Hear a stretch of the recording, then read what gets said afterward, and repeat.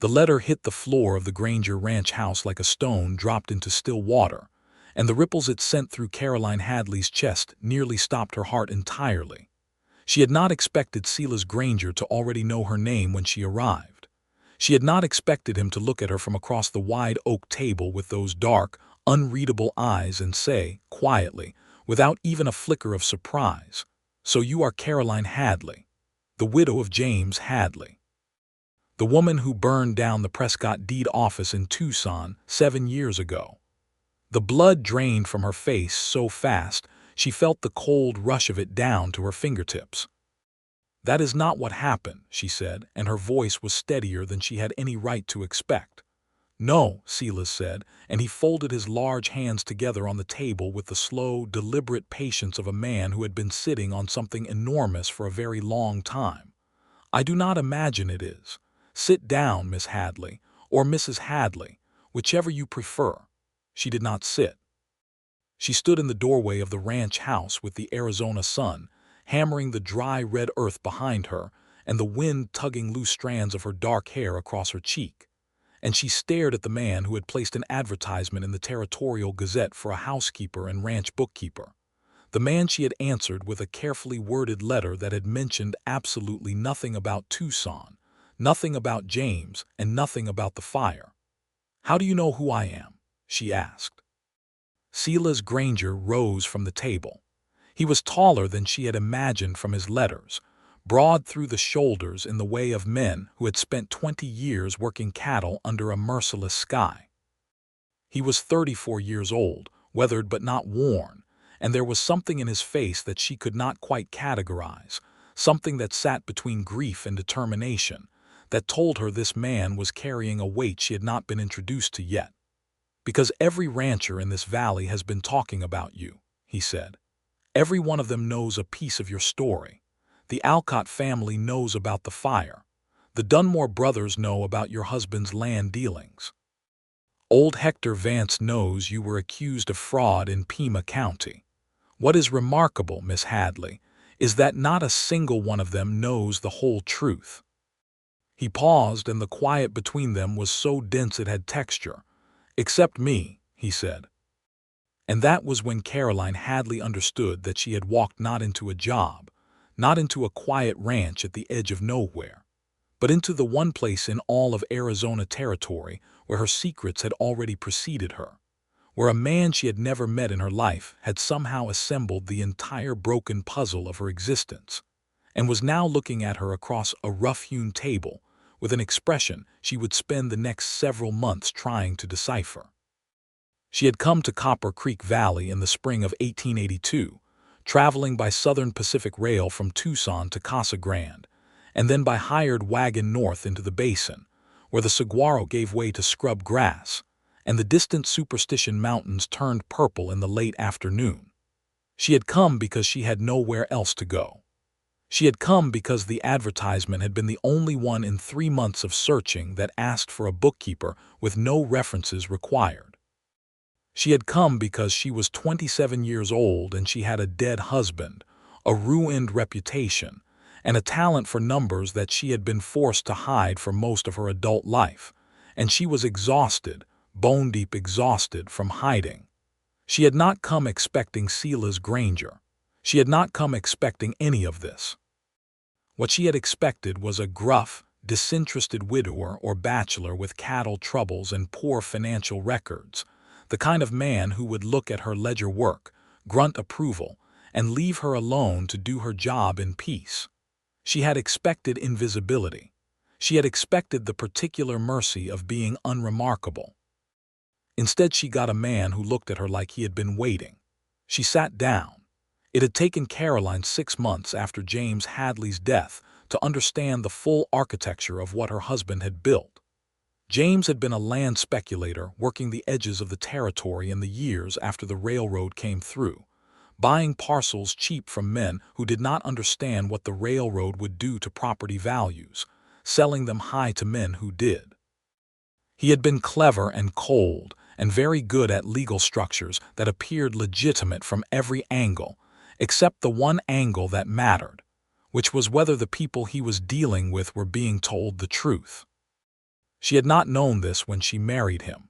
She had been 19 and the daughter of a schoolteacher in Prescott, and James Hadley had been 28 and charming in the specific, calculated way of men who have learned that charm is the cheapest form of currency. He had told her he was an honest man in a difficult business. She had believed him for almost 3 years. The belief had ended on a Tuesday afternoon in October of 1878, when she had opened the wrong drawer of his desk looking for postage stamps, and found instead a leather folio containing land deeds, transfer documents, and correspondence with a man named Theodore Crail that made very clear that James Hadley had been defrauding Pima County settlers of their water rights for the better part of a decade. She had confronted him. He had not denied it. He had told her, very calmly, that she would say nothing because she had signed several of the transfer documents herself, not knowing what they were, and that her signature on those documents made her as complicit as he was in the eyes of the law, regardless of her ignorance. He had told her that her choices were to remain his wife and his silence, or to leave and be destroyed. Caroline had chosen a third option that James had not considered. She had gone to the Prescott deed office with every document she could carry, and she had laid them before the county recorder and told him everything she knew.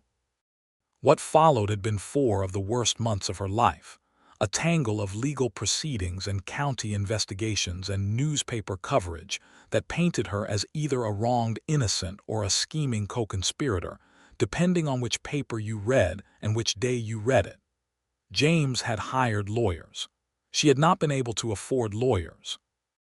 The investigation had collapsed under the weight of missing documents and intimidated witnesses, and James had walked away clean and dangerous, and she had walked away with nothing but her own name and a reputation so thoroughly mudded that no one in Prescott or Tucson would employ her for anything respectable. The fire had been an accident. She had told the truth about this to the county sheriff and to the judge and to anyone who would listen, and no one had believed her, because the deed office fire had destroyed the remaining copies of the documents she had provided, which had been enormously convenient for James Hadley, and the coincidence was too neat for the public to accept as coincidence. It had not mattered that she had been nowhere near the building when it burned. It had not mattered that the fire had been caused by a tipped lantern during a late-night break-in, the evidence of which the sheriff had ignored. What had mattered was that Caroline Hadley had brought documents to that office, and then the office had burned, and James Hadley was still free and still rich and still powerful enough to make sure the story told the way he wanted it told. James had died of a fever in the winter of 1880, 18 months after the fire, and Caroline had felt nothing at his death except an exhausted, complicated relief that still shamed her when she thought about it too closely. His estate had gone to a brother in Missouri. She had been left with her clothes, her books, and $40 in a postal savings account that she had hidden from him, because she had always, at some level, been preparing for the possibility that she might need to run. She had spent the next 2 years in Tucson, working where she could, avoiding the people who recognized her name, and trying to figure out what came next. The advertisement in the Territorial Gazette had felt like a door opening in a wall she had stopped expecting to have doors. And now she was sitting across from Silas Granger, who knew everything, and she was waiting to find out what he intended to do with it. "The Alcott family," she said carefully, watching his face. "How do they know about the fire?" "Elias Alcott was the county recorder in Prescott in 1878, Silas said.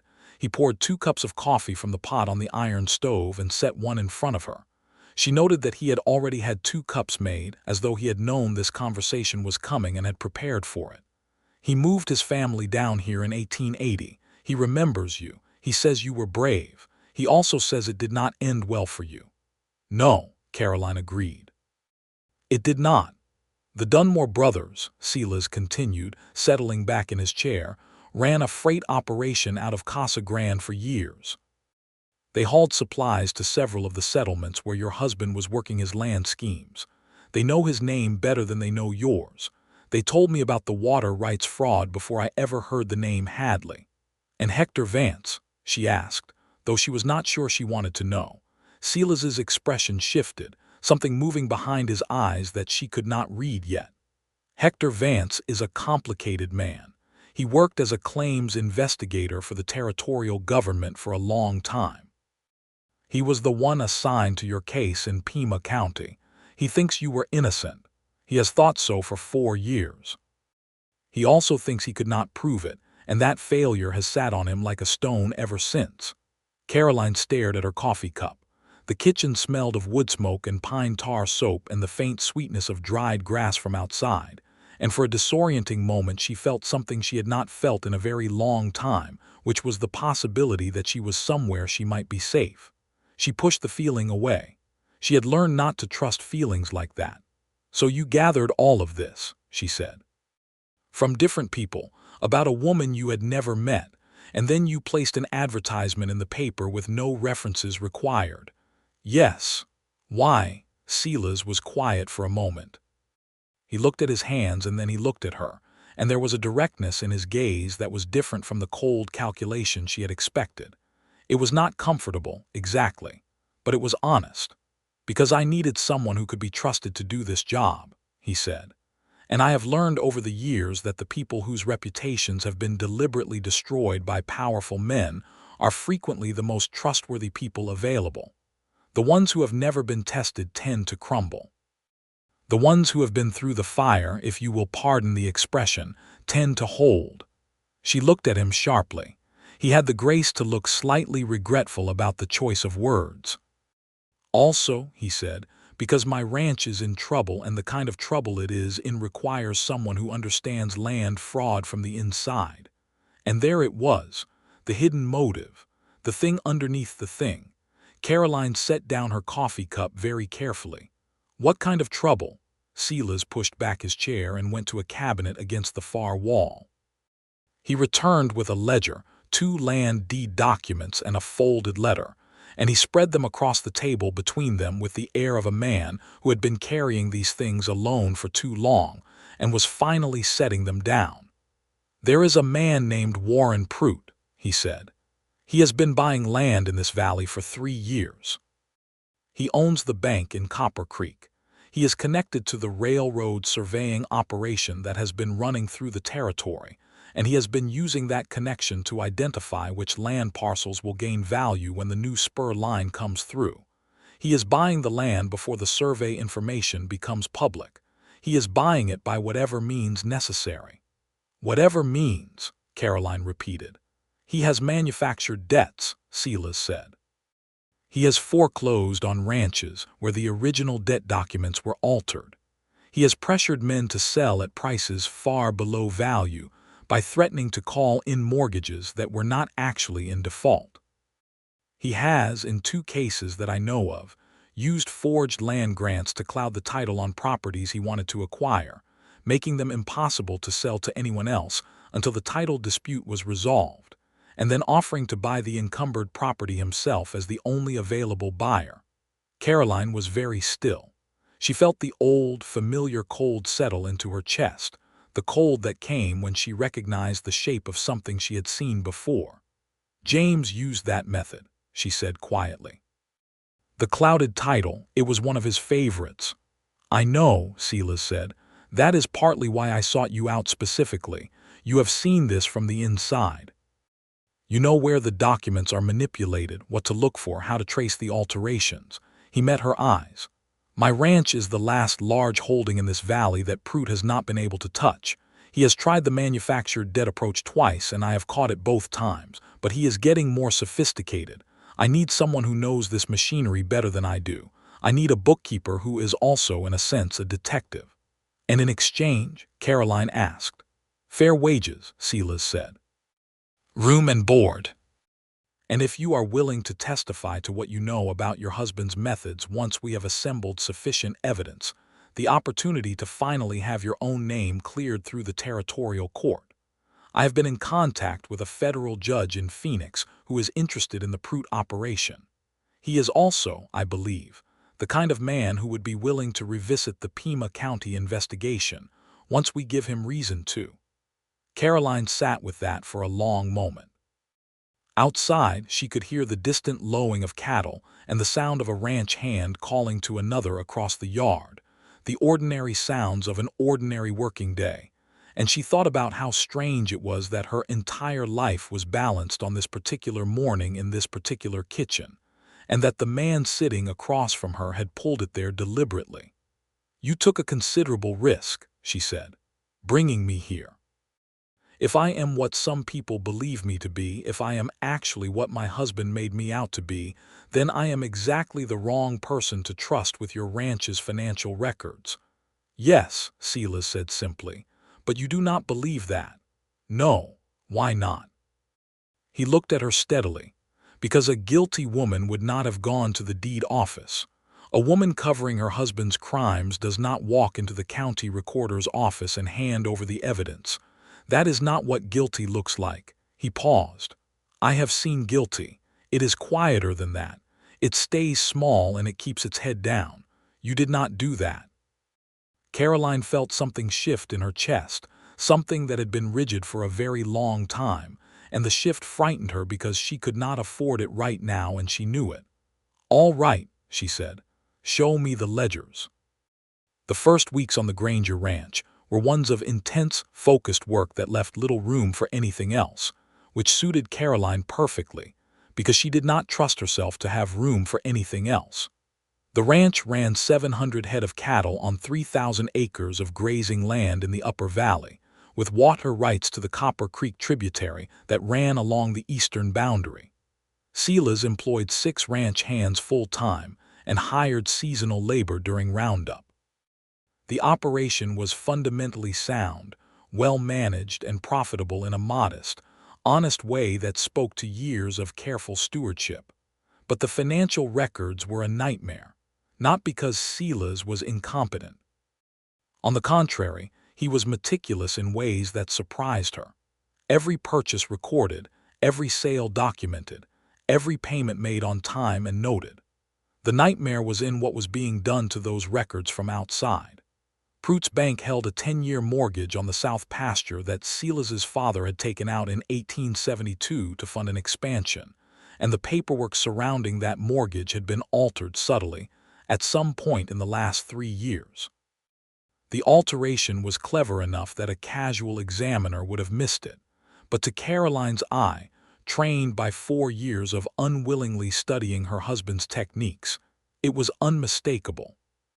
The interest calculation method had been changed mid-document in a way that made the outstanding balance appear larger than it actually was, by exactly enough to put the mortgage technically in arrears. "He is doing it in stages," she told Silas on the 4th evening, spreading her comparison documents across the kitchen table where the lamplight fell brightest. "He does not alter the whole document at once. He changes one clause here, one figure there, so that if anyone compares the document to itself at a single point in time, it looks consistent.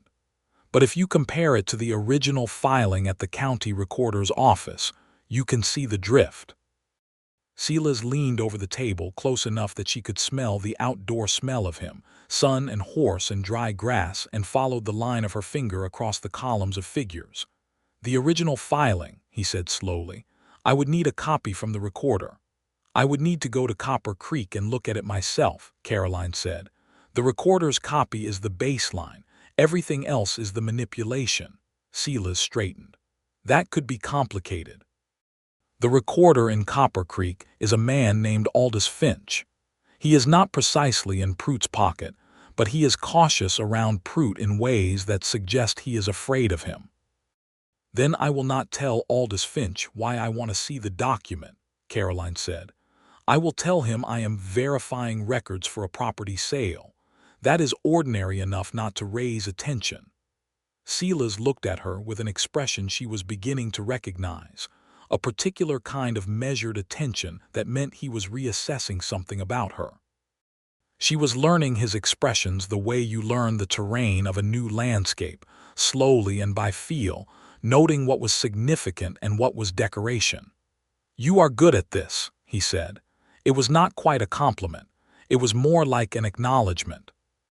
"I had a good teacher," Caroline said, and the bitterness in her voice surprised her with its sharpness even after all this time. Silas was quiet for a moment. Then very carefully he said, "He did not deserve you." It was such a simple thing to say and so precisely accurate that it hit her somewhere undefended, and she had to look back down at the documents to collect herself. "No," she said after a pause. "He did not."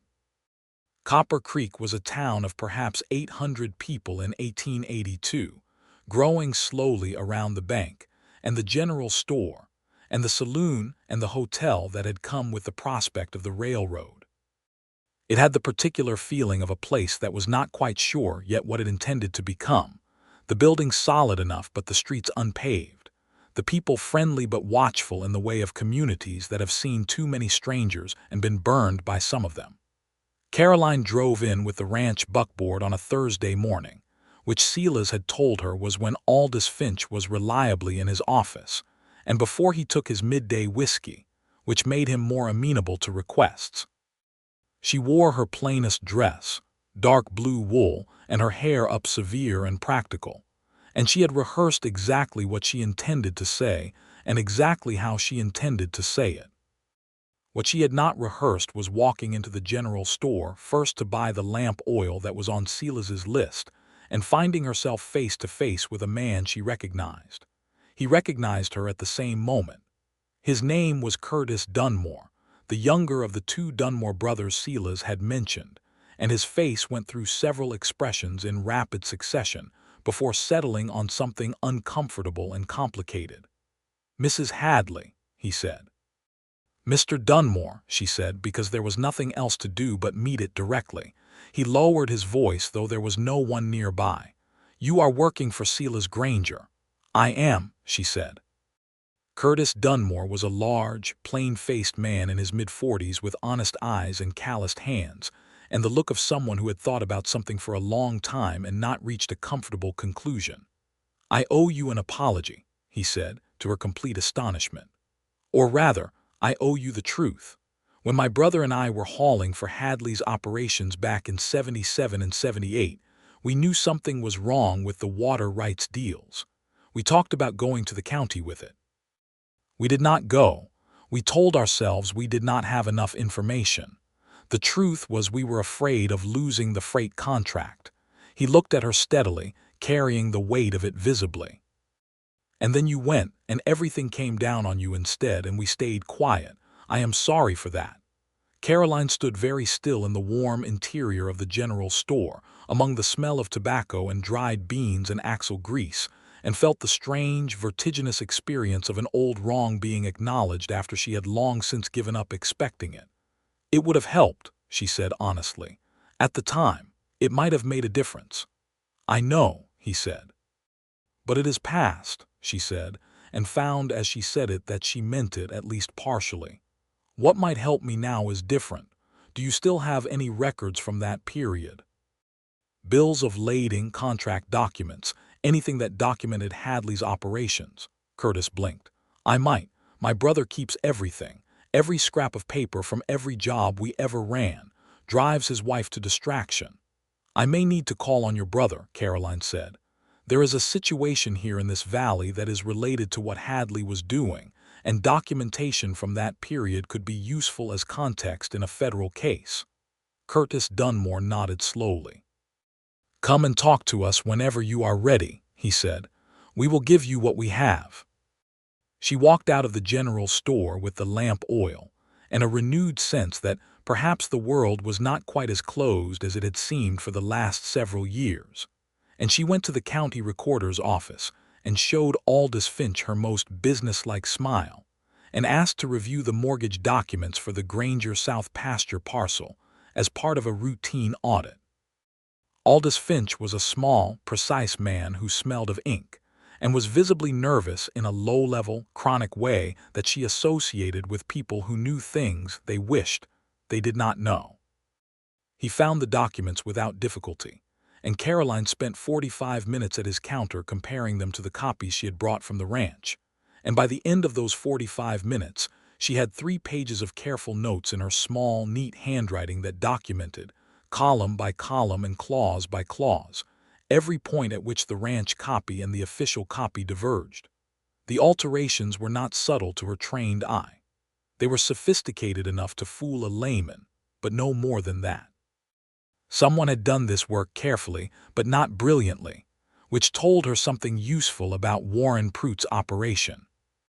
He had resources, but he was not working with anyone who truly understood the legal mechanics of land fraud at a deep level.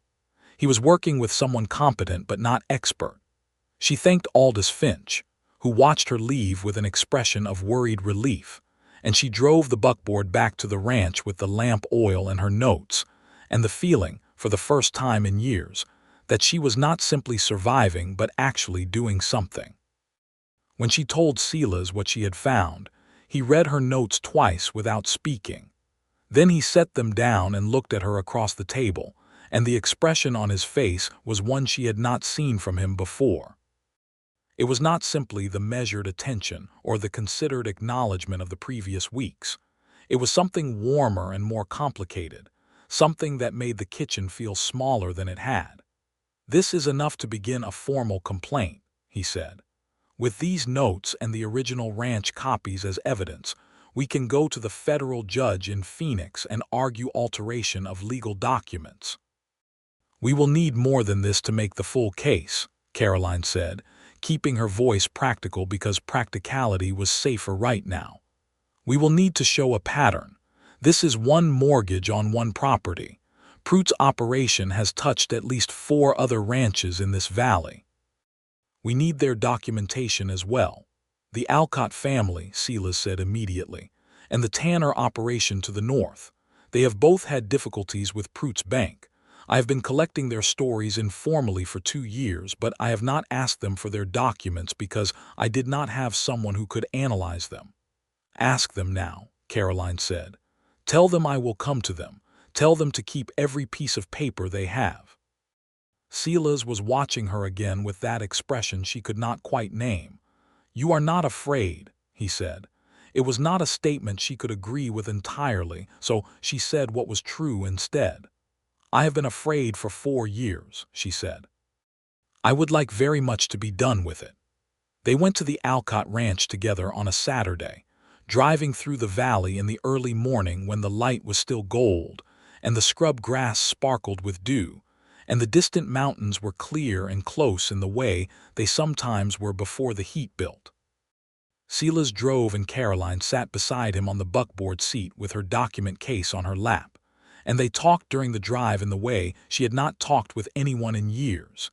Easily, about the work, but also about other things: the geology of the valley, the history of the Apache conflicts that had ended only 4 years before, the question of whether the railroad spur would bring prosperity or trouble, or some unwieldy combination of both.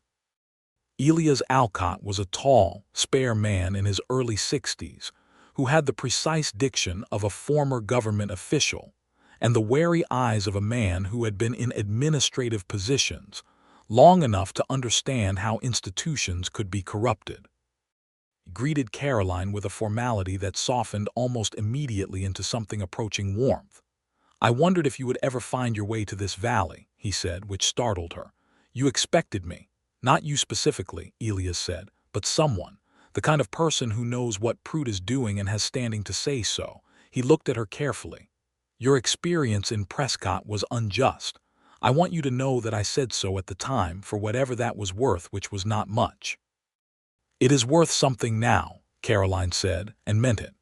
Elias Alcott's records were meticulous, the records of a man who had spent his career understanding the importance of paper.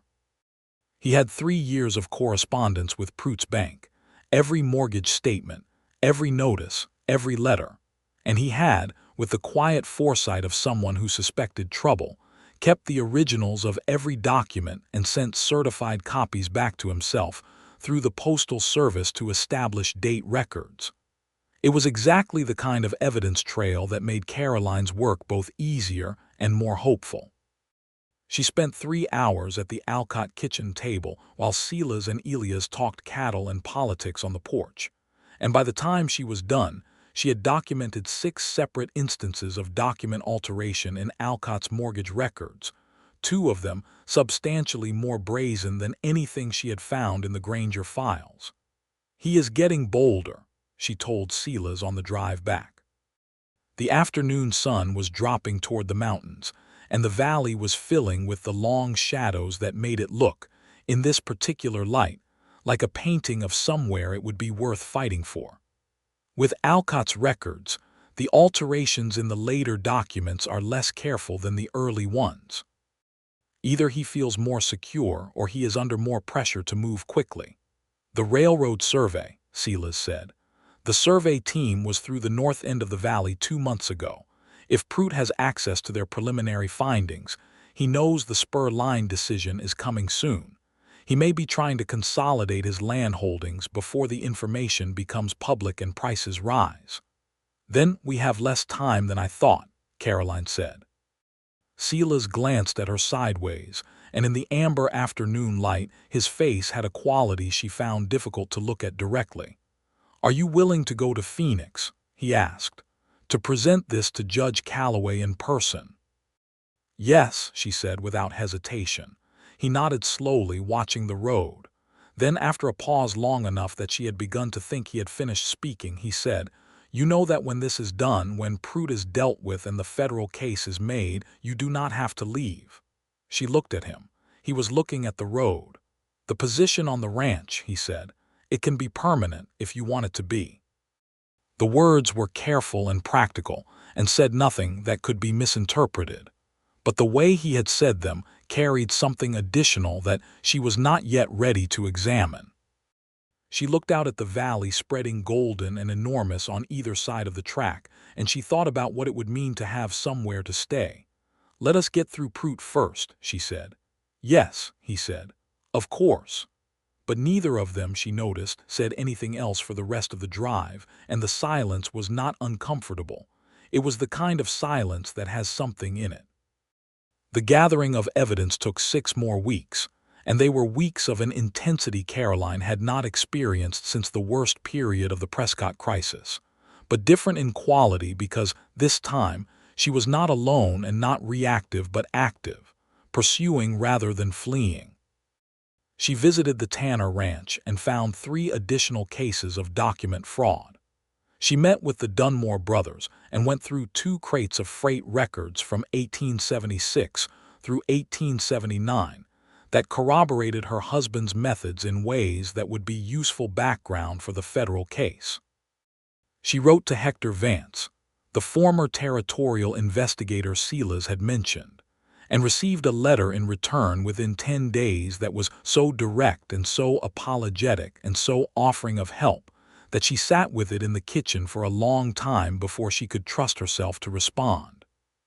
Hector Vance was willing to testify about the original Pima County investigation, about what he had found and what he had not been able to pursue, and about his belief that the evidence pointing to Caroline's involvement in the fire had been manufactured after the fact. He was willing, in short, to do in 1882 what he had been unable to do in 1878, and he understood that the reason he had been unable to do it then was in part because he had not pushed hard enough. "Do you trust him?" Silas asked when she told him about Vance's letter. "I trust that he feels guilty," Caroline said. "That is enough for now." During these weeks she and Silas developed a working rhythm that was, she realized one evening while writing up her summary notes by lamplight, more intimate than anything she had experienced since long before her marriage had turned hostile. They ate breakfast together and worked through the morning on opposite ends of the same table, and they talked through every document and every strategy and every piece of evidence. And sometimes in the evenings after supper, they sat on the porch in the cooling air and talked about things that had nothing to do with the case: her mother's schoolhouse in Prescott, the books she had managed to keep through all her moves, his time as a young man working cattle, drives up from Texas, before he had come back to inherit his father's ranch. She learned that he had been engaged once, to a woman named Helen who had not been able to bear the isolation of ranch life, and had gone back to San Antonio after a year, and that he thought about this not with bitterness, but with a kind of rueful understanding that suggested he had made peace with the fact that not every pairing worked regardless of how much goodwill went into it. He learned that she had loved reading more than anything since childhood and had married James partly because he had seemed like a man who would let her be intelligent, which had proven to be one of the many things that was not quite what it had appeared. He learned that she could ride horses competently but preferred not to, that she had a facility for mental arithmetic that impressed even him, and that she laughed very rarely, but when she did it was a real laugh, not the polite approximation that passed for laughter in social situations. And the first time he made her laugh with a dry observation about his most obstinate cattle hand's approach to fence repair. He looked at her with an expression that she felt in the middle of her chest for the rest of the day. She was not letting herself think about it carefully. She was aware that she was not letting herself think about it carefully, and she was being deliberate about this, because she was inside a crisis situation on this ranch, and she could not afford the kind of distraction that feelings created, and also because she did not entirely trust her own judgment about men after the particular education James Hadley had given her. But she noticed things. She noticed the way he always put the coffee on before she was up in the morning, so it would be ready when she came to the kitchen. She noticed the way he positioned himself between her and the door when strangers came to the ranch, not ostentatiously, but instinctively, in a way that was protective without being possessive. She noticed that he asked her opinion on ranch decisions that had nothing to do with her job, water allocation disputes and grazing rotation, and whether to sell the spring calves early or hold them through summer, and that he listened to her answers with the full attention of someone who genuinely wanted the other perspective rather than the half attention of someone performing consultation. She noticed all of it, and she kept it at a careful distance, and she told herself there would be time to think about it later when things were resolved. There was a night in mid-June, 6 weeks after her arrival, when the thinking about it later became suddenly and urgently insufficient. She had gone out to the barn after dark because she had heard one of the horses moving restlessly and had wanted to check that the stall latch was secure, and she found Silas already there with a lantern, examining the east wall of the barn where someone had attempted to pry open a board near the tack room. It had not been fully successful, the board had held, but the attempt was clear in the fresh gouges in the old wood. "How long ago?" she asked, coming to stand beside him. "Tonight," he said. "The wood is still white inside the marks. Someone came tonight and either lost their nerve or was disturbed." The implications settled over both of them simultaneously. If Prout had connected Caroline's presence on the Granger ranch to the evidence gathering that was underway, if someone had told him what she was doing, then the situation had moved from a legal and financial contest to something with more immediate physical stakes. Warren Prout was a man who had built his operation on intimidation and fraud, and men like that, in Caroline's experience, did not accept the prospect of exposure gracefully. "We should move the document copies to somewhere off the property," she said, keeping her voice level. "I have been thinking the same thing," Silas said. He held the lantern higher, looking at the gouges in the wood. "The Alcott Ranch. Elias has a lockbox that used to belong to the county recorder's office. It is built into the foundation of his house, and you need a special key to open it. He has offered it before." "Tomorrow morning," Caroline said, "first thing." Silas lowered the lantern and turned to look at her in the warm, dim light of the barn, with the horses breathing quietly in their stalls, and the night pressing its thick summer weight against the walls. And for a moment she saw something in his face that was not related to Warren Prout or document fraud or any of the practical considerations that had occupied their lives for 6 weeks. "Caroline," he said. "Not Miss Hadley, not Mrs. Hadley." Her name said quietly, with a weight that was different from the way it had been said before. She looked at him and waited. "I am aware," he said carefully, that the position you are in on this ranch creates obligations that are complicated. I am your employer and you are working under circumstances that are already demanding enough without additional complications. I am aware of this. Yes, she said. I want you to know, he said, that regardless of what happens with Prout, regardless of what the federal case produces or does not produce, my position on what I said about this being permanent is unchanged. I want you to stay, not as a bookkeeper or not only as a bookkeeper. He paused. I think you know what I am saying. She did know what he was saying. She had known for at least 2 weeks, possibly longer, and she had been carefully not knowing it because the alternative was terrifying in a specific personal way that was entirely separate from Warren Prout and forged documents and everything else. I need you to understand, she said slowly, that I am not an easy person to be in this with. I have damage, real damage, not the kind you can simply be patient with until it resolves. I am careful in ways that might look like coldness. I have difficulty trusting, particularly men, and not without cause. What happened in Prescott, what happened during my marriage, those things changed how I move through the world. I know, he said. I have watched you for 6 weeks. I see how you are careful.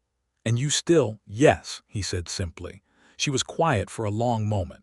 The lantern light moved gently with his breathing, and the horses shifted in their stalls, and outside the Arizona night was enormous and dark and full of stars she could not see through the barn walls.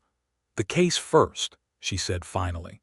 Let us finish what we started, and then let us see what we are when we are not under siege. He nodded, and she thought she saw something loosen in his shoulders, some long-held tension releasing. That is fair, he said. I did not say no, she added, because she wanted to be clear. She was done with things being unclear. I heard that, he said, and the very smallest smile appeared at the corner of his mouth, the careful, contained smile of a man who has decided not to celebrate too soon but who intends to. I heard it clearly. They moved the documents to Elias Alcott's lockbox the next morning. And that afternoon Caroline wrote the summary document she had been building toward for 6 weeks. 63 pages of careful analysis, presenting the evidence of Warren Prout's land fraud operation in Copper Creek Valley, with references to the original Hadley case in Pima County as established precedent for the methods being used. She wrote it in the clear, precise language of legal documentation, because she had spent 4 years learning, involuntarily, what that language looked like and how it functioned, and she wrote it from both the perspective of the woman who had lived inside a fraud operation and the bookkeeper who had analyzed its mechanisms from the outside. When she finished, she gave it to Silas to read. He read all 63 pages without interruption, and when he was done he looked up at her and said, "This is remarkable." "It is accurate," she said. "Both things," he said.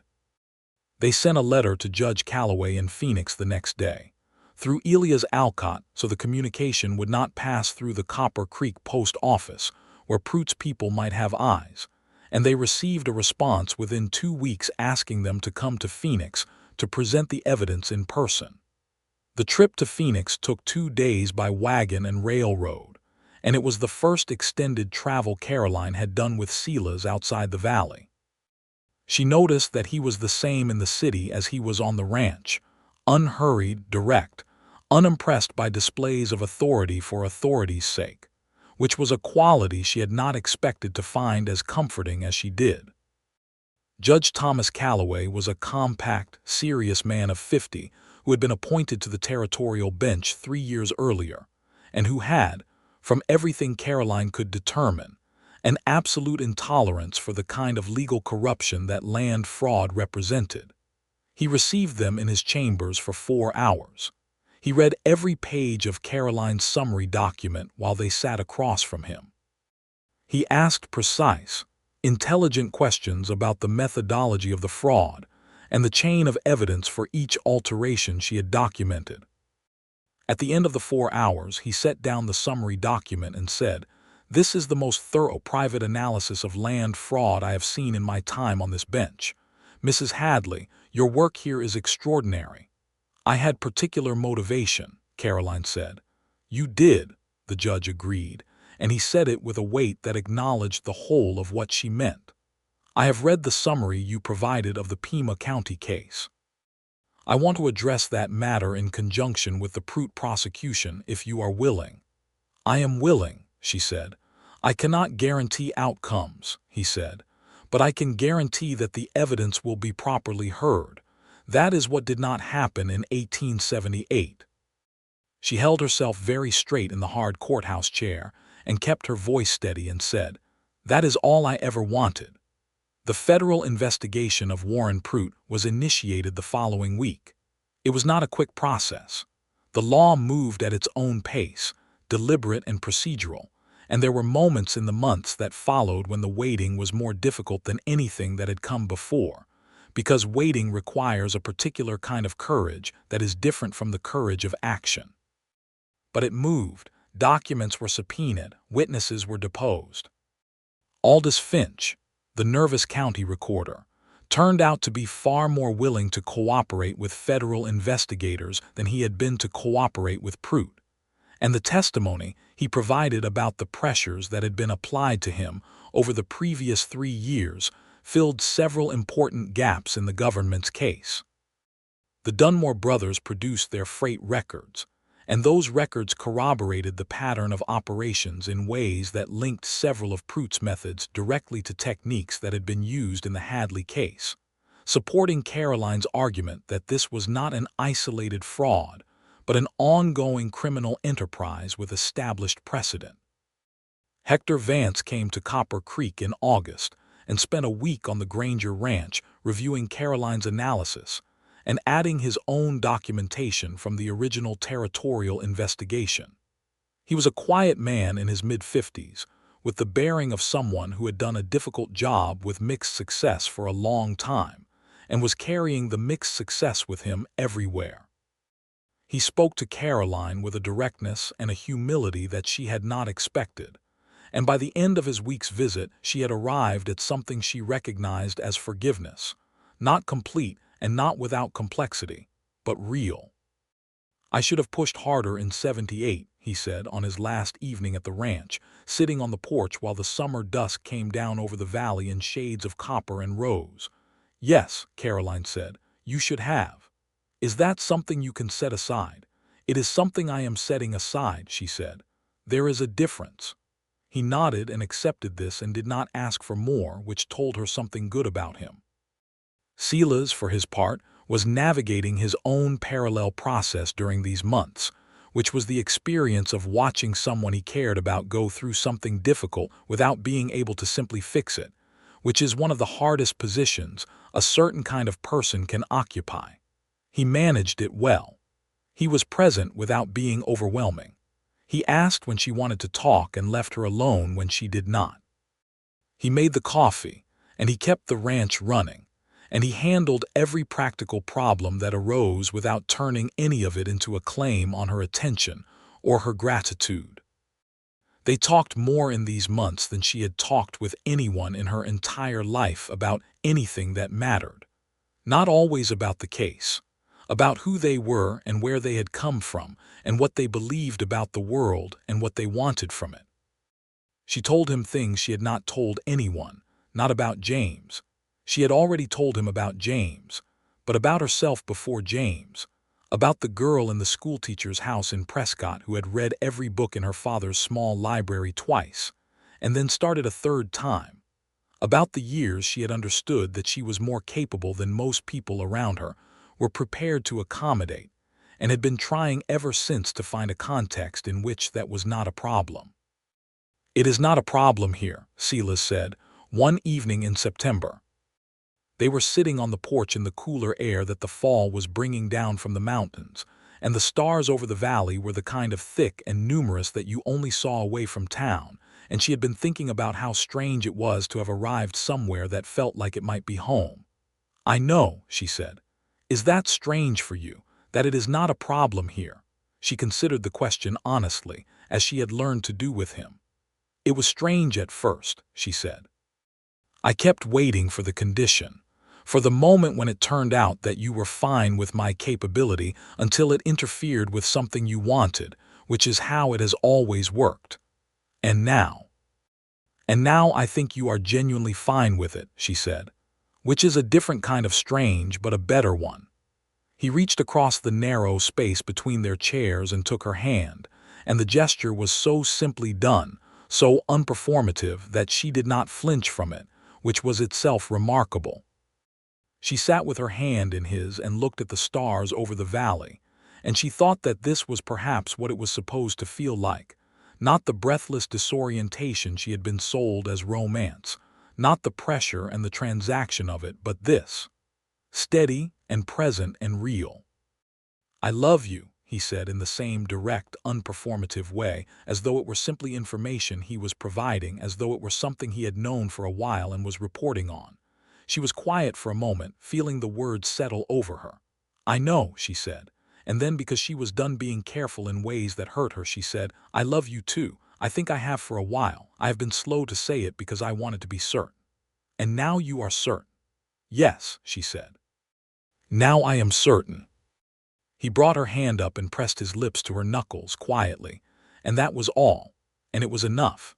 And they sat together in the dark and looked at the stars over the Copper Creek Valley, while the night air moved around them with its smell of sage and cooling earth. Warren Pruitt was indicted by a federal grand jury in October of 1882 on 11 counts of document fraud, 3 counts of mortgage manipulation, and 2 counts of conspiracy. He was arrested in his bank in Copper Creek on a Tuesday morning by a federal marshal and 2 deputies from Phoenix, and the town watched it happen in the particular stunned silence of a community that had known something was wrong for a long time without quite being able to say so out loud. The bank was placed in receivership pending investigation. The trial took place in Phoenix in December. Caroline testified for 3 days. She was not nervous, which surprised her. She had expected to be nervous, had expected to feel the same exposure and vulnerability she had felt during the Prescott proceedings, but the difference was that this time she was not alone, and this time the preparation was thorough, and this time she was speaking from a position of documentary strength rather than personal accusation. She answered every question carefully and completely, and let the documents carry the weight they were built to carry. Silas sat behind the bar every day she testified. She could feel him there without looking. It made a difference. Pruitt was convicted on 9 of the 11 counts and sentenced to 7 years in the territorial prison at Yuma. The bank's fraudulent mortgages were voided by order of the court, and the land titles that had been clouded by his operations were cleared. The Alcott family, the Tanner operation, and the 3 other ranches that had been affected received formal settlements from the estate of the bank's fraudulent assets that, while not making them whole, at least restored their legal standing. The Granger South pasture mortgage was recalculated at its correct amount, and the fabricated arrears were eliminated. The ranch was clear. In January of 1883, as part of the supplemental proceedings requested by Judge Calloway, the Pima County case from 1878 was formally reviewed. Hector Vance testified about the original investigation. Elias Alcott, in his capacity as a former county recorder, testified about document integrity and chain of custody. The Dunmore brothers' freight records were introduced as corroborating evidence. The federal court found that the charges arising from the Prescott deed office fire had been based on manufactured evidence and circumstantial inference without factual basis, and issued a formal finding of vindication, which was not quite an exoneration in the legal sense but was, the federal prosecutor explained to her, as close as the system could come to saying it had been wrong. Caroline sat in the courthouse gallery alone for a few minutes after the proceeding ended, while the lawyers gathered their papers and the judge returned to his chambers, and the formal business of the law moved on to its next matter. She sat very still and felt the weight that had been sitting on her for 4.5 years begin, gradually, to lift, like pressure releasing from a wound that had been bound too tight for too long. Then she went out into the January sunshine of Phoenix, where Silas was waiting on the courthouse steps, and she walked straight to him and let herself be held, and she stayed there until the cold in her chest finally thawed. They were married in April of 1883, in the Copper Creek Valley on a morning when the saguaros were in bloom, and the air smelled of desert flowers and the mountains were their clearest possible blue. It was a small ceremony, practical and honest in keeping with both of their natures, attended by Elias Alcott and his wife, the Dunmore brothers and their families, Hector Vance, who had made the trip from Tucson, and the 6 ranch hands who had been with Silas for years and who had watched the whole of the past year's events with the quiet, perceptive attention of people who spend their lives reading weather and terrain and know a significant thing when they see one. Caroline wore a dress she had made herself from fabric Silas had ordered from Phoenix without telling her until it arrived, pale cream wool with blue embroidered edges, and she stood in the open air of the valley she had come to over a year ago with nothing but a document case and a history she had been ashamed of, and she spoke her vows in a clear, steady voice, and she meant every word. They came back to the ranch as husband and wife, and the first evening Silas made supper while she sat at the kitchen table with a cup of coffee and watched him move around the kitchen with the unhurried competence he brought to everything, and she thought that this was the most ordinary and the most remarkable thing she had ever experienced. "Are you happy?" he asked, setting a plate in front of her. She thought about the question seriously, as she thought about all serious questions. She thought about the road from Prescott to Tucson and from Tucson to Copper Creek, and from the woman she had been when she arrived at this kitchen table the first time, frightened and contained and braced for the worst, to the woman she was now. She thought about what it meant to have a name that was finally clean and work that was real and valued, and a home that was actually a home, and a man sitting across from her who had gathered the truth about her from every corner of a valley full of people who each held a piece of it, and had wanted her anyway, had wanted her because of it, and who was looking at her now with the same steady, present, deeply honest attention with which he looked at everything that mattered to him. "Yes," she said, "I am happy.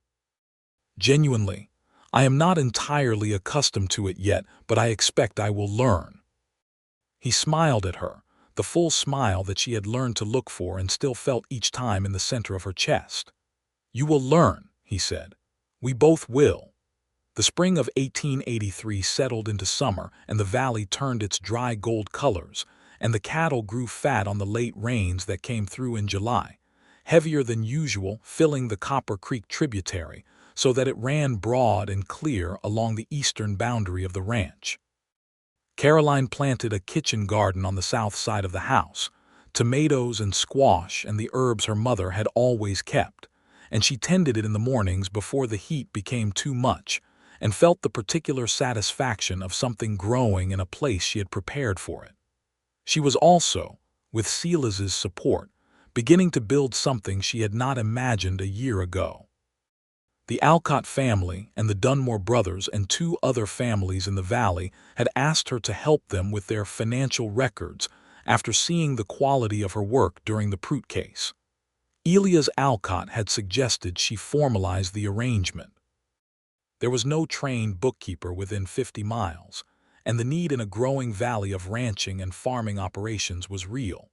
She began to think about what it would mean to have a proper professional practice, modest and practical, something she could run from the ranch, riding out to client operations when needed, the kind of work that was genuinely useful and genuinely hers. She talked to Silas about it over supper one July evening, expecting to have to build a case for it. "I think it is a good idea," he said before she was halfway through her explanation. She stopped. "You do. You are the best financial mind in this valley," he said simply. "Why would you limit it to one ranch when there are 8 that need it?" She looked at him across the table. "You are not worried about what people will think about a woman running a professional practice." "Some people will think something," he said. "Those people will be wrong, and the people who have seen your work will know it." He picked up his fork. "Also, Elias Alcott has already told me he intends to recommend you to every operation in the county. I suspect the question of what people will think has been somewhat settled by the outcome of the Prout case." She laughed, the real laugh that she knew he liked. "You discussed this with Elias before I brought it up." "Elias brought it up to me first," Silas said with perfect honesty, "3 weeks ago. And you did not mention it. I was waiting for you to get there yourself," he said. "You were going to get there yourself." She shook her head, smiling, and went back to her supper. Outside the kitchen window, the summer evening was stretching long and golden over the valley, and somewhere out in the pasture, a calf was calling for its mother in the particular imperative way of calves, and the ranch was alive with its ordinary sounds. In the fall of 1883, Caroline found that she was expecting a child. She told Silas on a Thursday morning in October, early, before either of them had fully engaged with the day, sitting at the kitchen table with the wood stove putting out its first warmth against the autumn chill. She told him simply because she had learned with him that the direct approach was always the right one. He was very still for a moment. Then something happened in his face that she had not seen before, a kind of overwhelmed quiet that was entirely without the careful management he usually applied to his emotions, as though this particular feeling was too large and too immediate for management. "Are you well?"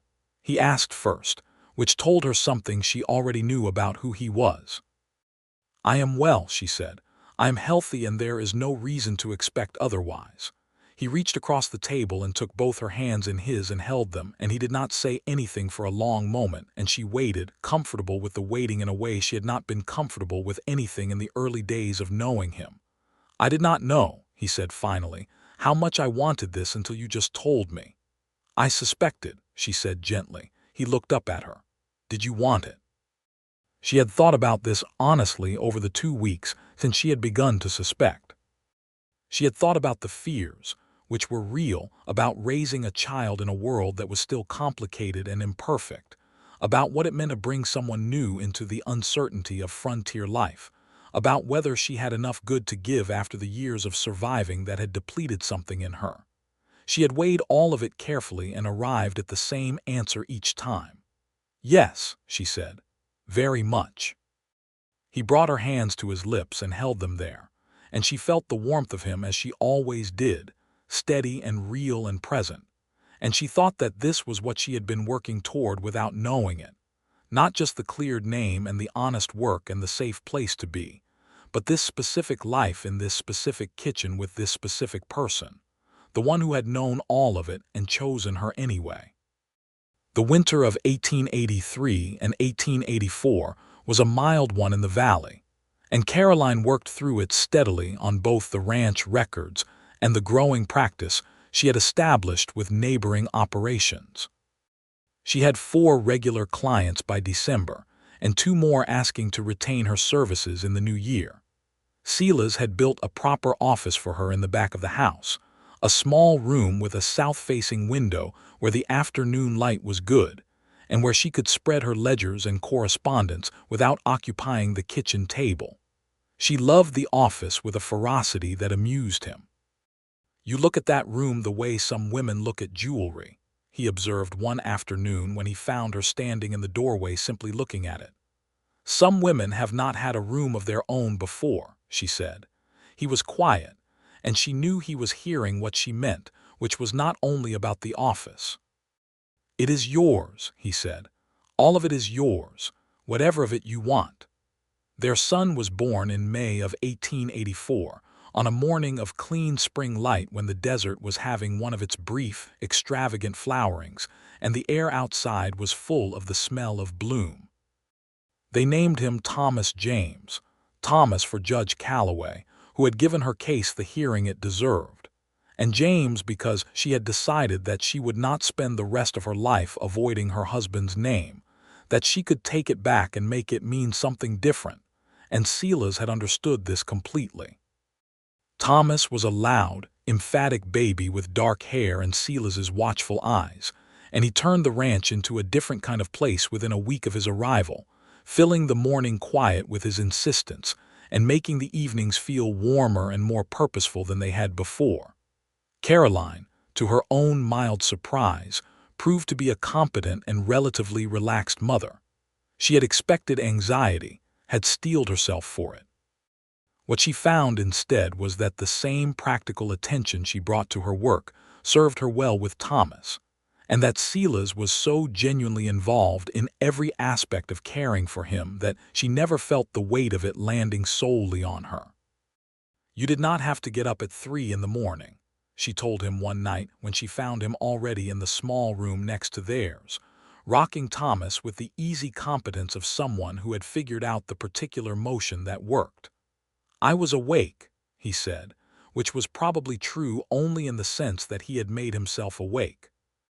She leaned against the doorframe and watched him, this serious, steady man rocking their son in the dark, and she felt something so large and so uncomplicated that it had no name she could put to it beyond the one she already knew. "I love you," she said quietly, so as not to wake Thomas further. Silas looked up at her, and in the dim light his face had the particular quality it got when he was moved and was not trying to conceal it. "I love you too," he said. "Go back to sleep. I have this." She went back to sleep. By the summer of 1884, the Granger Ranch had found a new equilibrium, busy and purposeful and full of the kind of life that had more texture than it had had before. Caroline's bookkeeping practice had grown to 7 regular clients and generated an income that was meaningfully independent of the ranch, which mattered to her in a way she did not try to minimize or apologize for. Independence had been too long absent from her life for her to take its restoration lightly. The valley itself was changing. The railroad spur that Pruitt had tried to profit from was approved in mid-1884, and construction began that fall, and the effect on land values and commerce was approximately what the survey had indicated. Copper Creek grew. New businesses arrived. Several new families established ranches in the northern part of the valley that had been cleared of Pruitt's fraudulent claims, and 2 of them became Caroline's clients within their first 6 months.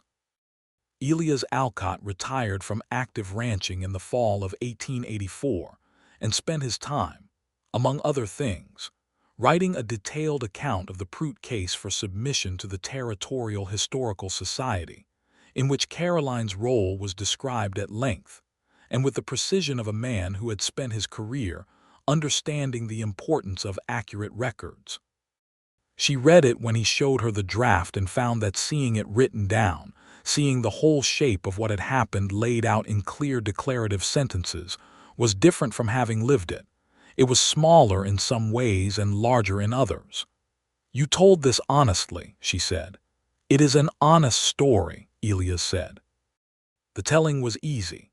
The Dunmore brothers expanded their freight operation along the new railroad routes that came with the spur line, and Curtis Dunmore's son, who was 17 and ambitious, came to Caroline for advice on the financial structure of a small hauling business he wanted to start independently from his father. She spent 2 afternoons with him going through the basics of accounting and business record-keeping, and she found, unexpectedly, that she enjoyed it. There was something satisfying about passing on knowledge, about being the person on the other side of the desk, from someone who needed to understand how something worked. She mentioned this to Silas that evening, tentatively, as an observation rather than a proposal. He listened with his full attention. "Are you thinking about teaching?" he asked. "I am thinking about the fact that there is a considerable amount of financial knowledge in this valley that consists of me," she said, "which is good for my income in the short term but not necessarily good for the valley's overall health. If I were to teach some number of people the fundamentals of bookkeeping and business accounting, we would all be better positioned." "The new school building," Silas said thoughtfully. Copper Creek had broken ground on its first proper schoolhouse that spring. "Elias is on the building committee. If you approached him with the idea of an adult education program, a regular session on practical business accounting, I suspect he would be enthusiastic." "You think so?" "He has mentioned more than once that the valley's commercial development is limited by the lack of people who understand financial record-keeping," Silas said. "He will not only be enthusiastic, he will claim the idea as his own once he has agreed to it." She laughed. "He does do that." "He does," Silas confirmed, "but the effect will be the same. The adult education program in practical accounting became a reality in the winter of 1884, held in the new schoolhouse on Friday evenings, and it drew 12 participants in the first session, a mix of ranchers, shop owners, and one ambitious young woman named Sarah Tanner, who was the eldest daughter of the Tanner ranch family, and who had the same quality Caroline had had at her age, more capable than the context she had been offered, looking for a door.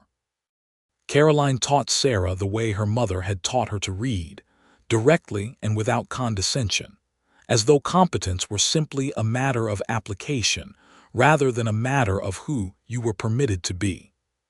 Sarah absorbed everything at a speed that was gratifying and occasionally alarming. "You remind me of someone," Caroline told her one evening. Sarah looked at her. "You," she guessed. "Yes," Caroline said. "Be more careful than I was about who you trust with it." "I will," Sarah said, and then with the directness of the young, "though you seemed to do all right in the end." "I did," Caroline agreed. "In the end." Thomas celebrated his first birthday in the spring of 1885, which the entire valley seemed to regard as a communal event requiring communal attendance. The party in the Granger ranch yard was large and warm and full of the kind of easy, affectionate community that had grown up over the previous 2 years in this part of the valley, people who had come together under difficult circumstances and found that they liked each other. Hector Vance came from Tucson, which moved Caroline more than she let on. He had become something she had not anticipated from him, something approaching a friend, built on the complicated foundation of his failure and her forgiveness and the shared experience of having together made something right.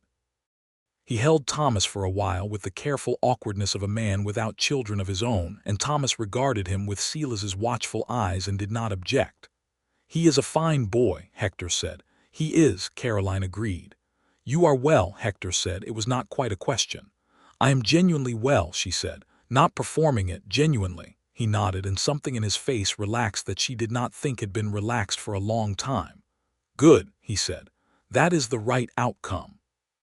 Silas came to stand beside her as Hector moved off to talk to the Alcotts, and he handed her a cup of cold lemonade without asking whether she wanted it because he had learned her well enough to know she would, and she took it and leaned slightly into his shoulder and watched the party in their yard.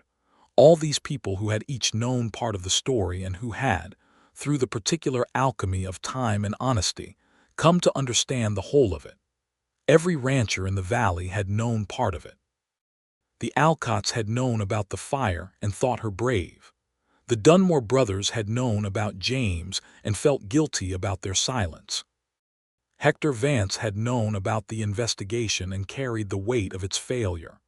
Each of them had held a piece, a fragment of the truth about Caroline Hadley, not enough on its own to be useful, not enough on its own to change anything. Only Silas had held all of it. Only Silas had done something with it. She thought about this sometimes, about what it had taken to be that person, to gather those fragments from their scattered corners of the valley and assemble them into something whole, to look at the complete picture of a woman's ruined circumstances and see not a warning to be avoided but an injustice to be corrected, and a person worth knowing. She thought about the particular kind of courage it required not to turn away from complexity, to be willing to know all of something rather than only the comfortable parts. It was the same quality she had loved about him since long before she had admitted to herself that she loved him. It was the quality she trusted most. "What are you thinking?" he asked quietly. The party was going on around them, and Thomas was being passed between various admiring adults, and the afternoon sun was warm on the red earth of the yard. "I am thinking," she said, "about how different this is from where I was 2 years ago. For the better, I hope." "Considerably," she said. She looked up at him. "Thank you for putting the pieces together, for not being afraid of what they added up to." He looked at her with that steady, present attention that she had never stopped appreciating. "You put the pieces together," he said. "I just found where to look." She shook her head. "That is not quite how it happened." "It is how I remember it," he said and smiled. She let him have it. partly because she was too happy to argue and partly because she understood that this was how he chose to see it, giving her the agency in her own story, letting her be the one who had solved her own problem rather than been rescued from it. She understood that this was a form of love too, the particular form that says you are capable. You were always capable. I just cleared a little space for you to be. Thomas had started to fuss in someone's arms across the yard, and she saw Silas clock it before she did and begin to move through the crowd toward his son, excusing himself from conversations with the particular fluid competence he brought to everything. And she watched him go and felt the happiness settle over her again, steady and deep, the kind that does not shout but simply exists. In the late summer of 1885, Caroline realized she was expecting again. She told Silas in the same way as before, directly over coffee at the kitchen table on an early morning. He had the same reaction as before, that overwhelmed quiet, and she loved him for the consistency of it. "Thomas is not yet 2, he observed. "No," she agreed. "Are you all right with this?" "Yes," she said. "Are you?" He looked at her, and the careful management was absent again, the way it always was when he was feeling something too large and too real to contain. "Yes," he said. "Very much." Their daughter arrived in March of 1886, in a late winter storm that covered the valley floor with a thin, surprising snow that would melt by noon, but that made the morning of her arrival look, Caroline thought later, exactly like the beginning of something, all that white and all that light. They named her Ruth Eleanor, Ruth for Caroline's mother, who had died in 1881 and never known any of this, and Eleanor because Silas said it was a strong name, and he wanted her to have a strong name because the world was going to require it of her. Ruth was quieter than Thomas had been and more watchful, which seemed to Caroline to point toward someone who was assembling information at a furious pace before she committed to any particular response to it. She had Caroline's dark hair and eyes, and a mouth that already looked, from the first weeks, like it intended to say something definite as soon as it had the machinery to do so. Thomas, at nearly 2, regarded his sister with the focused attention of someone trying to determine whether this new situation was advantageous or not, and arrived at a tentative approval somewhere in his second week of acquaintance that deepened slowly into the proprietary affection of an older sibling, insisting on being part of whatever was happening to her, standing at the edge of whatever space she occupied with an air of ownership that made Caroline laugh every time.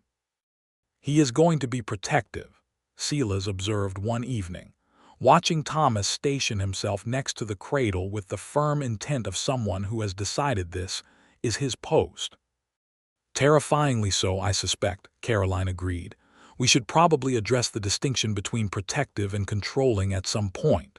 He is 22 months old." "Groundwork," Caroline said. Silas looked at her with the smile that she still felt every time. "You are already thinking 10 years ahead." "Someone has to," she said. "You are still processing the arrival." "I am," he admitted. "Give me a few more weeks." The spring of 1886 brought its own business to the valley and to Caroline's practice. The railroad had fully operationalized the Copper Creek Spur, and the commercial activity in the town had reached a level that required proper institutional financial structures, which the town currently did not have. The town council, which included Elias Alcott and 2 of Caroline's bookkeeping clients, asked her to consult on the establishment of a new local bank, something cooperative in structure, rather than the private institution that Pruitt had run, with oversight mechanisms built into its founding documents to prevent the concentration of financial control that had made Pruitt's manipulation possible. She spent 6 weeks on the project, reading everything she could obtain about cooperative banking structures, corresponding with financial institutions in Phoenix and Tucson, and drafting the governance framework herself in her small, precise handwriting. Silas reviewed every draft. He was not a financial expert, but he was a clear thinker and a good editor, and his questions always located the places where her thinking had moved too quickly or her assumptions were not yet supported. "You should be on the board," he told her when the framework was finished. "A woman on a bank board in 1886, she said. "Why not?" She looked at him. "You know why not." "I know why people would say not," he said. "I asked why not as a matter of principle." She thought about it. "No reason of principle," she admitted. "Then you should be on the board," he said. "If it is your framework, you should be there to defend it." She was on the board. Elias Alcott proposed it, and the council approved it with 2 dissenting votes that were overridden by the others. And she sat at the founding meeting of the Copper Creek Cooperative Bank in July of 1886 as the only woman at the table and the only person in the room who had ever seen land fraud from the inside and survived it. And she helped design the institution that would ensure it did not happen again. After the meeting, walking back to the buckboard with Silas where it waited in the dusty street outside the town hall, she felt something complete itself, some long arc of her life bending around and meeting its own beginning. The girl in the schoolteacher's house who had wanted to use her mind, who had been prevented from it by a series of failures large and small by the people and institutions around her, arriving finally here, at this ordinary, extraordinary moment. In a valley where she was known and trusted and genuinely herself. How was it? Silas asked, though he had watched through the window when he could and had a reasonably good idea. "It was good," she said. "It was very good." He handed her up to the buckboard seat and climbed up beside her and took the reins, and they drove back through the early evening of the valley, past the Alcott Ranch and the Tanner land and the road to the Dunmore operation, past the green eastern boundary where Copper Creek ran clear and steady as it had always run, past the saguaros going dark and magnificent against the sunset sky. And she sat beside the man who knew her whole story and thought about everything that word meant. At the ranch, Mary, the young woman from the neighboring Ortega family who came in 3 mornings a week to help with the children, had supper started and Thomas and Ruth both fed and the kitchen smelling of warm bread. Thomas launched himself at Silas with the full commitment of a small child who has decided that physical impact is the appropriate greeting, and Silas caught him and swung him up in a smooth, practiced arc that made Thomas shriek with delight. And Ruth watched this from her place on the kitchen rug with her dark, considering eyes, cataloging it. Caroline stood in the kitchen doorway and watched all of it, the warm kitchen and the evening light and her family in it. And she thought about a different doorway, a different kitchen, a different morning more than 3 years ago when she had stood in the entrance to this same room with the Arizona sun behind her and the wind in her hair, and a secret she had been terrified of, facing a man who had somehow known all of it and had called her by her name. She had arrived at this place with nothing but the truth about herself and the capacity to do good work, and the truth and the work had been enough, had been exactly enough, had been the precise combination of things that had opened the one door in the world that led to this. Every rancher in the valley had known part of the story, but Silas Granger had known all of it, and he had seen, in the whole of it, not a scandal to be avoided or a risk to be managed, but a woman to be known. That had made all the difference. That had made everything. Thomas was demanding a story before bed, the story about the cowboys and the river that Silas told with particular sound effects, and Ruth was being carried by Mary with the proprietary air of a baby who has determined which arm she prefers, and supper was on the table. And Caroline walked into the kitchen and sat down at the table that had been the site of so many consequential mornings and evenings, and took the bread her husband passed her and looked at her children and her home, and the man across the table who was telling Thomas he would get his story after supper and not before, with an absolute calm that Thomas had not yet learned not to test. She was happy. She was genuinely, completely, properly happy. She did not think she would ever stop being surprised by it, and she did not think she would ever stop being grateful for it, and she thought that both of those things, the surprise and the gratitude, were probably the right response to a life that had bent so far toward impossible before it had straightened into this, and that carrying them, the surprise and the gratitude, lightly and honestly for as long as she had time to carry them, was perhaps the best thing she could do with the gift of it. Ruth reached out from Mary's arms toward Caroline with the impervious certainty of a child who expects the world to rearrange itself to accommodate her desires. And Caroline reached back, and the weight of her daughter was warm and real in her arms. And across the table, Silas was watching them both with the steady, full, honest attention of a man who knew every piece of the story and would spend the rest of his life glad that he had gone looking for all of it. Outside, the Copper Creek Valley settled into its evening, the red and gold of it going gentle in the fading light, and somewhere out in the pasture the cattle moved slowly toward the water, and the ranch breathed in its ordinary, extraordinary way, alive and whole, the way it would be tomorrow, and the day after that, and all the days that came after those, the way it had been before, and the way it would continue to be, tended and honest and real, in the hands of the people who had chosen it and each other.